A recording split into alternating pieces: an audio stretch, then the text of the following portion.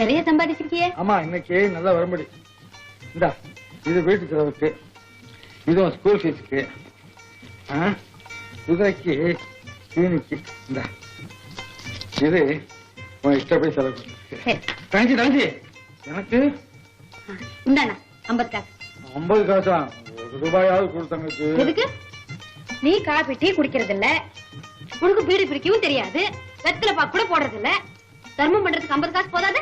அதுக்குல தங்கச்சி, வருமானம் நிறைய வந்திருக்கே அப்படின்னு சொன்னேன். உனக்கு இஷ்டம் இல்லைன்னா வேண்டாம். ஏன் இப்படி மோத சுழிச்சுக்கிற? ஆமா, சாப்பிடலையா? இல்லண்ணா. ஏன்? உனக்காக தானே. எனக்காகவா? எனக்காக தான் சாப்பிடலாம். இதுக்காக கஷ்டப்படுறேன்னா மாடு மாடு வயசேன். நீ படிக்க பொண்ணு படிக்க என்ன ஆகுது? போச்சு இந்த வீட்டுல